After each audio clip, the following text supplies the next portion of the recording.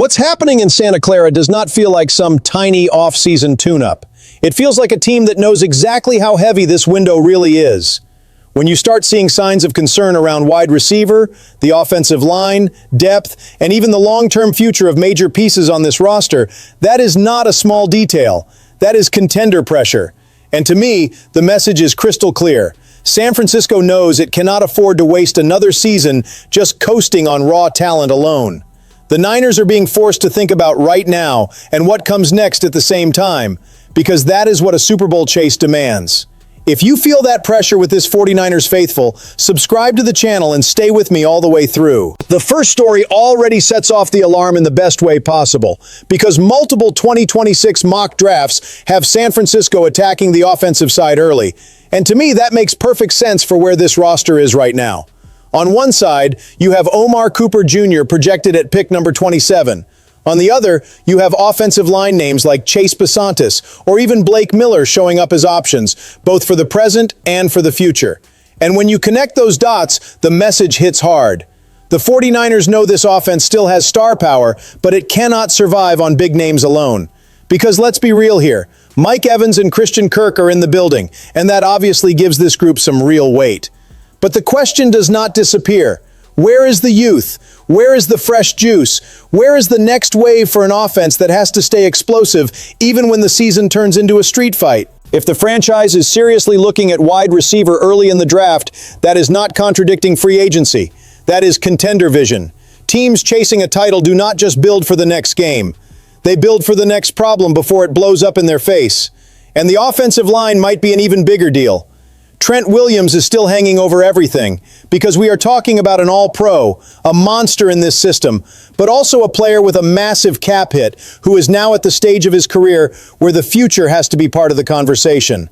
So when Blake Miller gets projected as a possible successor, that is not disrespect toward Trent. That is responsibility. And when a name like Chase Bisontis shows up as a possible day-one starter, the message gets even louder. The Niners do not want to wait until urgency turns into a five-alarm fire.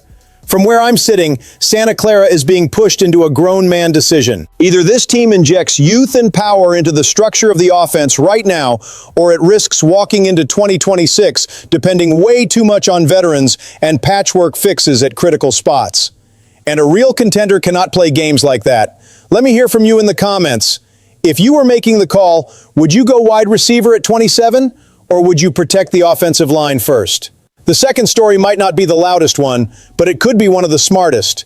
The idea from Mo Moton that the 49ers should try to trade for Texans lineman Jarrett Patterson is exactly the kind of move contenders make when they are thinking about February, not just September. Because let's tell the truth, if you are dreaming about a Super Bowl, you cannot stare at the offensive line and just pray nobody gets hurt. That is not planning. That is gambling. And a championship window does not have patience for that kind of carelessness. Now, this is not about selling Patterson as some superstar. That is not the point. The point is that he can play center and guard. He has experience across the interior. And according to the report, in his 2025 appearances, he did not allow a sack and was barely penalized. That matters. It matters a lot, especially for a team that has already learned the hard way how injuries can derail an entire season. Sometimes fans look at a quiet trade and think, that doesn't really change the ceiling. I disagree. On a contender, reliable depth changes games, changes seasons, and changes whether you survive the playoffs when the storm hits. And there is more. The comparison to Robert Jones is unavoidable. San Francisco already added depth in free agency, but the real question is simple. Is that enough? To me, no. If there is a chance to add a more stable, more versatile, and possibly more affordable piece for a future pick, the Niners at least have to study that path seriously. Because that kind of cost-benefit move fits exactly where this roster is. You protect your current draft capital, reinforce the unit, and buy insurance for one of the most important position groups on the field. That is what a front office under pressure looks like. Not every move has to become a national headline to strengthen a title run. Some moves just have to keep the whole thing from collapsing when the first punch lands. And if you like this kind of deeper Niners breakdown, hit the like button and subscribe, because this is where we separate empty hype from the moves that actually keep a contender standing. Now I want to hear from you. Would you send a 2027 pick for Jarrett Patterson, or is that too much? The third story may look smaller next to the bigger names, but it says a lot about how the 49ers see this roster. The team was reportedly among the franchises that met with running back TJ Harden at SMU's Pro Day. And this is important. That does not mean San Francisco is definitely drafting him. It does not mean he has suddenly become some top priority. But it does mean the Niners are still scanning for options in the backfield after Brian Robinson Jr., who backed up Christian McCaffrey last season, left for Atlanta. And to me, that matters more than it seems. When a contender is paying attention to a running back who did not even get a combine invite, that tells you the front office is not only working the top of the board, not only chasing the obvious names, and not only reacting to headlines. They are digging through the edges of the roster too. And that is exactly where strong seasons are often protected.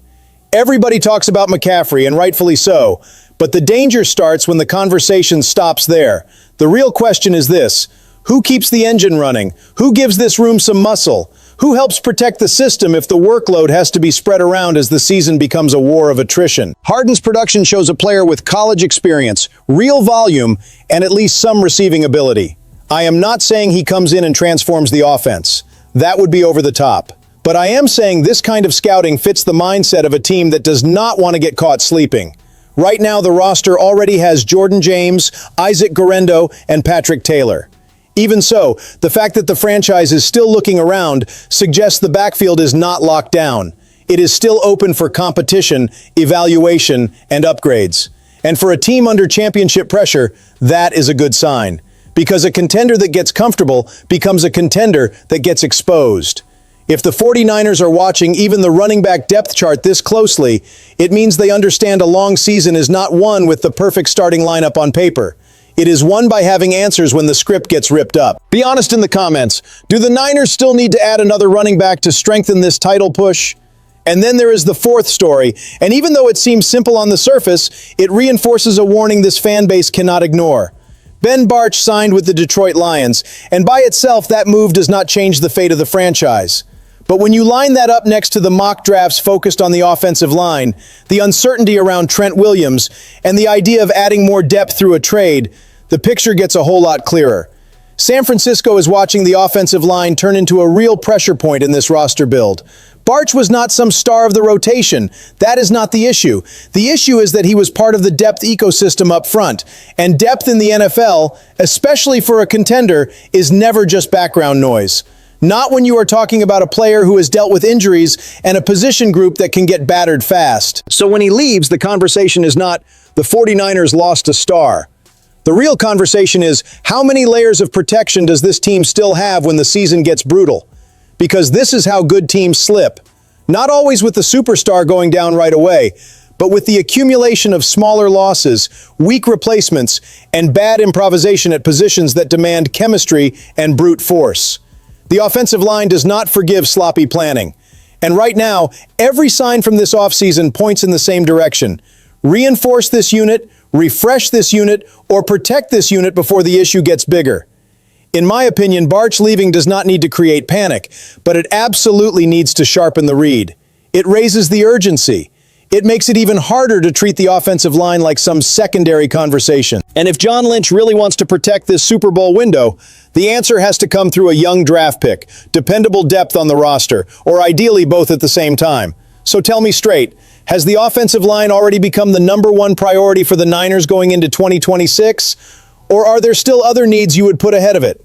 At the end of the day, the message from this 49ers offseason feels crystal clear to me. This roster still looks like a contender, but it has reached the stage where talent alone is no longer enough. Now it is about protecting the window, reinforcing the structure, and making the hard calls before the pressure turns into regret. The draft, the offensive line depth, Trent Williams' future, the search for support pieces in the backfield, all of it is pointing in the same direction.